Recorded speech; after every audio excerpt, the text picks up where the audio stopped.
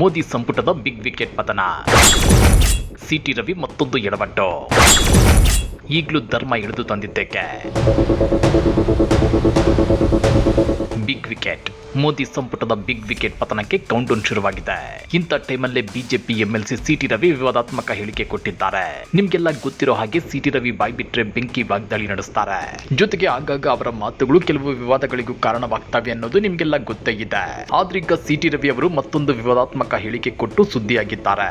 ಹಾಗಾದ್ರೆ ಸಿಟಿ ರವಿ ಅವರಿಗೆ ದೇಶದ ವಿದ್ಯಾರ್ಥಿಗಳ ಸಮಸ್ಯೆಗಳು ಅಸಲಿಗೆ ಸಮಸ್ಯೆಗಳೇ ಅಲ್ವಾ? ಕೇಂದ್ರದ ಮೋದಿ ಸರ್ಕಾರ ತಪ್ಪೇ ಮಾಡಿಲ್ವಾ?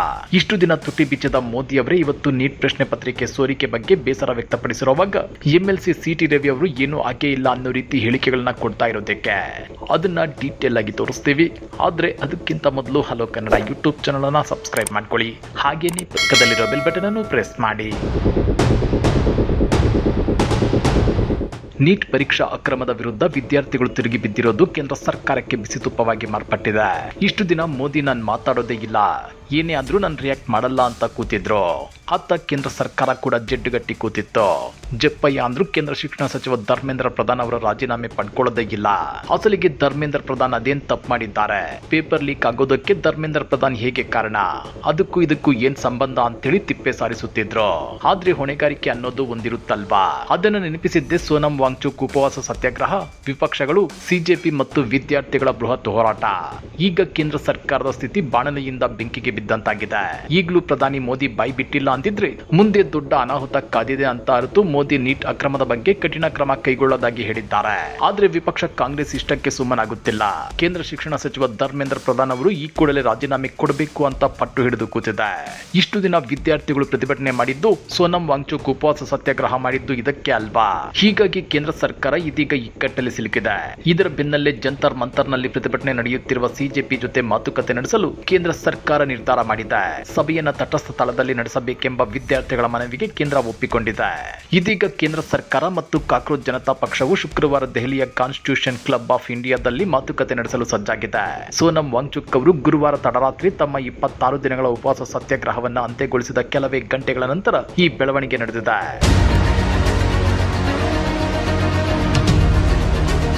ಸರ್ಕಾರ ಮತ್ತು ಸಿಜೆಪಿ ನಡುವೆ ಇವತ್ತು ಮಧ್ಯಾಹ್ನ 12:30 ಸುಮಾರಿಗೆ ಮಹತ್ವದ ಸಭೆ ನಡೆಯುವ ಸಾಧ್ಯತೆಗಳಿದ್ವು. ಆದ್ರೆ ಆ ಸಭೆ ಮುಂದೂಡಿಕೆ ಆಯಿತು.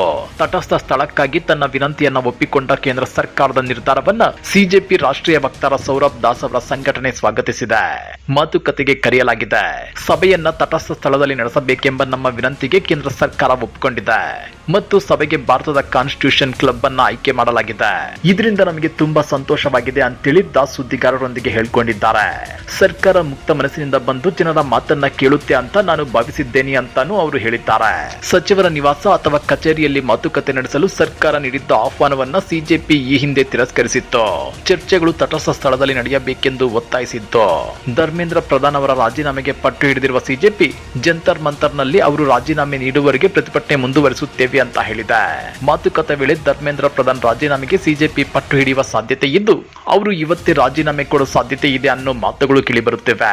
ಅಲ್ಲದೆ ಸ್ಪರ್ಧಾತ್ಮಕ ಪರೀಕ್ಷೆಗಳಲ್ಲಿ ನಡೆದ ಅಕ್ರಮಗಳು, ಶಿಕ್ಷಣ ವ್ಯವಸ್ಥೆಯಲ್ಲಿ ಸುಧಾರಣೆ, ನೀಟ್ ಪ್ರಶ್ನೆ ಪತ್ರಿಕೆ ಸೋರಿಕೆ ಆರೋಪದ ನಂತರ ಆತ್ಮಹತ್ಯೆ ಮಾಡಿಕೊಂಡ ವಿದ್ಯಾರ್ಥಿಗಳ ಕುಟುಂಬಗಳಿಗೆ 1 ಕೋಟಿ ರೂಪಾಯಿ ಪರಿಹಾರ ಮತ್ತು ಎಲ್ಲ ತಮ್ಮ ವಿರುದ್ಧ ದಾಖಲಾಗಿರುವ ಎಫ್ಐಆರ್ ಗಳನ್ನ ಹಿಂಪಡೆಯಬೇಕು ಅಂತ ಸಂಘಟನೆ ಒತ್ತಾಯಿಸಲಿದೆ. ಮೌನ ಮುರಿದ ಮೋದಿಗೆ ಸಿಎಂ ಡಿಕೆಶಿ ಧನ್ಯವಾದ. ನೀಟ್ ಪ್ರಶ್ನೆ ಪತ್ರಿಕೆ ಸೋರಿಕೆಗೆ ಸಂಬಂಧಿಸಿದಂತೆ ಕೊನೆಗೂ ಮೌನ ಮುರಿದ ಪ್ರಧಾನಿ ನರೇಂದ್ರ ಮೋದಿ ಅವರಿಗೆ ಮುಖ್ಯಮಂತ್ರಿ ಡಿಕೆ ಶಿವಕುಮಾರ್ ಶುಕ್ರವಾರ ಧನ್ಯವಾದ ಅರ್ಪಿಸಿದ್ದಾರೆ. ಆದ್ರೆ ಈ ವಿಷಯದ ಬಗ್ಗೆ ಇಷ್ಟು ದಿನ ಮೌನವಾಗಿದ್ದಕ್ಕಾಗಿ ಪ್ರಧಾನಿಯನ್ನ ಟೀಕಿಸಿದ್ದಾರೆ. ಪ್ರಶ್ನೆ ಪತ್ರಿಕೆ ಸೋರಿಕೆ ವಿರುದ್ಧ ಕಠಿಣ ಕ್ರಮಗಳನ್ನು ಹೊಂದಿರುವ ಮಸೂದೆಯನ್ನ ಮುಂದಿನ ವಾರ ಸಂಸತ್ನಲ್ಲಿ ಮಂಡಿಸಲಾಗುವುದು ಅಂತೇಳಿ ಪ್ರಧಾನಿ ಮೋದಿ ಅವರು ಗುರುವಾರ ರಾತ್ರಿ ವಿಡಿಯೋ ಸಂದೇಶದ ಮೂಲಕ ಘೋಷಿಸಿದ್ದಾರೆ.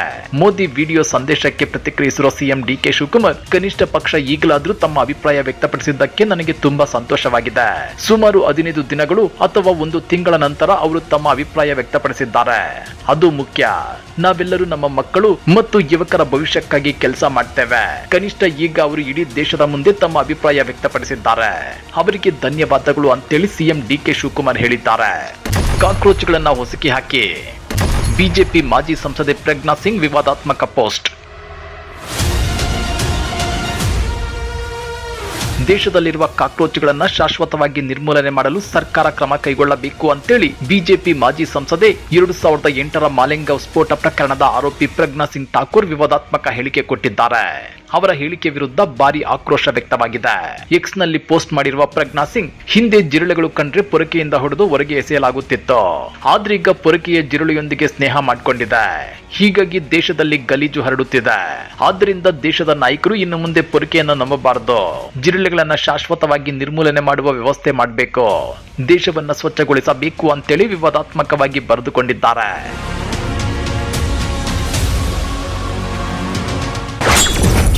ನೀಟ್ ಅಕ್ರಮದಲ್ಲೂ ಧರ್ಮ ಎಳೆದು ತಂದ ಸಿಟಿ ರವಿ. ನೀಟ್ ಪ್ರಶ್ನೆ ಪತ್ರಿಕೆ ಸೋರಿಕೆ ಮತ್ತು ಪರೀಕ್ಷಾ ಅಕ್ರಮಗಳ ವಿರುದ್ಧ ದೇಶಾದ್ಯಂತ ವಿದ್ಯಾರ್ಥಿ ಯುವಜನರು ಪ್ರತಿಭಟನೆ ನಡೆಸುತ್ತಿದ್ದಾರೆ. ವಿದ್ಯಾರ್ಥಿಗಳ ಈ ಪ್ರತಿಭಟನೆ ಕುರಿತು ಕುಹಕವಾಡಿರೋ ವಿಧಾನ ಪರಿಷತ್ ಬಿಜೆಪಿ ಸದಸ್ಯ ಸಿಟಿ ರವಿ ವಿವಾದಾತ್ಮಕ ಹೇಳಿಕೆ ಕೊಟ್ಟಿದ್ದಾರೆ. ಇದೇ ಸಿಳಿದ್ರೆ 3 ಅಕ್ಷರ ಬರಲ್ಲ, ಮುಲ್ಲಾನಿಗೂ ನೀಟ್ಗೂ ಏನ್ ಸಂಬಂಧ, ಆತ ಬಂದು ನೀಟ್ ವಿರುದ್ಧ ಹೋರಾಟ ಅಂತೆ ಅಂತೇಳಿ ಆಕ್ಷೇಪಾರ್ಹ ಹೇಳಿಕೆ ಕೊಟ್ಟಿದ್ದಾರೆ. ಅವರ ಹೇಳಿಕೆ ವಿರುದ್ಧ ಭಾರಿ ಆಕ್ರೋಶ ವ್ಯಕ್ತವಾಗ್ತಿದೆ. ಚಿಕ್ಕಮಗಳೂರಿನ ಆಜಾದ್ ಪಾರ್ಕ್ ವೃತ್ತದಲ್ಲಿ ಜಿಲ್ಲಾ ಬಿಜೆಪಿ ಆಯೋಜಿಸಿದ್ದ ಪ್ರತಿಭಟನೆಯಲ್ಲಿ ಸಿಟಿ ರವಿ ಮಾತನಾಡಿದ್ದಾರೆ. ನೀಟ್ ಅಕ್ರಮ ವಿರೋಧಿಸಿ ನಡೆಯುತ್ತಿರುವ ಹೋರಾಟವು ಶಿಕ್ಷಣ ಸುಧಾರಣೆಗಾಗಿ ನಡೆಯುತ್ತಿಲ್ಲ. ಧರ್ಮೇಂದ್ರ ಪ್ರಧಾನ್ ಹಠಾವೋ, ಮೋದಿ ರಾಜೀನಾಮೆ ನೀಡಬೇಕು ಎಂದು ಹೇಳುವ ತುಕಡೆ ಗ್ಯಾಂಗುಗಳು ಮಾತನಾಡ್ತಿವೆ. ಅವರು ವಿದ್ಯಾರ್ಥಿಗಳ ಬಗ್ಗೆ ಕಾಳಜಿಯಿಂದಲ್ಲ, ಬೇರೆ ಕಾರಣಗಳಿಂದ ಮಾತನಾಡ್ತಿದ್ದಾರೆ ಅಂತೇಳಿ ಸಿಟಿ ರವಿ ಆರೋಪಿಸಿದ್ದಾರೆ. ಸಿಜೆಪಿ ಮತ್ತು ಕಾಂಗ್ರೆಸ್ ಬೆಂಬಲದ ಪ್ರತಿಭಟನೆಗಳು ಶಿಕ್ಷಣ ಕ್ಷೇತ್ರದ ಸುಧಾರಣೆಗಾಗಲ್ಲ, ಪ್ರಧಾನಿ ನರೇಂದ್ರ ಮೋದಿ ಅವರನ್ನು ರಾಜಕೀಯವಾಗಿ ಗುರಿಯಾಗಿಸಿಕೊಂಡಿವೆ. ವಿದ್ಯಾರ್ಥಿಗಳ ಹೆಸರಿನಲ್ಲಿ ದೇಶದಲ್ಲಿ ಅರಾಜಕತೆ ಸೃಷ್ಟಿಸುವ ಯತ್ನ ನಡೆಯುತ್ತಿದೆ ಅಂತೇಳಿ ಸಿಟಿ ರವಿ ದೂರಿದ್ದಾರೆ. ನೀಟ್ ಅಕ್ರಮವನ್ನ ನೆಪ ಮಾಡಿಕೊಂಡು ಸ್ಥಿರ ಸರ್ಕಾರವನ್ನ ಅಸ್ಥಿರಗೊಳಿಸುವ ಷಡ್ಯಂತ್ರ ರೂಪಿಸಲಾಗಿದೆ. ವಿದ್ಯಾರ್ಥಿಗಳ ಮೂಲಕ ದಂಗೆ ಎಬ್ಬಿಸುವ ಪ್ರಯತ್ನ ನಡೆಯುತ್ತಿದೆ ಅಂತೇಳಿ ಸಿಟಿ ರವಿ ಆರೋಪಿಸಿದ್ದಾರೆ. ಆದ್ರೆ ಸಿಟಿ ರವಿ ಮತ್ತು ರಾಜ್ಯ ಬಿಜೆಪಿ ನಾಯಕರು ಮಾಡ್ತಿರೋದು ಕೂಡ ಹೊಲಸು ರಾಜಕೀಯ ಅಲ್ವಾ? ಕೇಂದ್ರ ಸರ್ಕಾರ ಮತ್ತು ಮೋದಿ ಸಂಪುಟದ ಸದಸ್ಯರು ತಪ್ಪೇ ಮಾಡಿಲ್ಲ ಅನ್ನೋ ರೀತಿ ಹೇಳಿಕೆಗಳನ್ನ ಕೊಡ್ತಾ ಇರೋದಕ್ಕೆ, ಅದರಲ್ಲೂ ಮುಲ್ಲಾನಿಗೂ ನೀಟ್ಗೂ ಏನ್ ಸಂಬಂಧ ಅಂತೇಳಿ ಸಿಟಿ ರವಿ ಅವರು ಪ್ರಶ್ನೆ ಮಾಡಿರೋದು ಹಲವು ಅನುಮಾನಗಳನ್ನ ಹುಟ್ಟು ಹಾಕ್ತಿದೆ. ವಿವಿಧತೆಯಲ್ಲಿ ಏಕತೆಯನ್ನ ಕಂಡ ಭಾರತದಲ್ಲಿ ಹಿಂದೂ, ಮುಸ್ಲಿಂ, ಕ್ರೈಸ್ತ ಹೀಗೆ ಹಲವು ಧರ್ಮಗಳಿವೆ. ಹೀಗಾಗಿನೇ ನಮ್ಮ ಸಂವಿಧಾನದ ಮೂಲಭೂತ ಹಕ್ಕುಗಳಲ್ಲಿ ಧಾರ್ಮಿಕ ಸ್ವಾತಂತ್ರ್ಯದ ಹಕ್ಕು ಕೂಡ ಇದೆ. ಆದ್ರೆ ನಮ್ಮ ದೇಶದ ಮುಲ್ಲಾನಿಗೂ ನೀಟ್ಗೂ ಏನ್ ಸಂಬಂಧ ಅಂತೇಳಿ ಸಿಟಿ ರವಿ ಪ್ರಶ್ನೆ ಮಾಡಿರೋದು ಇದೀಗ ಸಾಕಷ್ಟು ವಿವಾದಕ್ಕೆ ಕಾರಣವಾಗಿದೆ.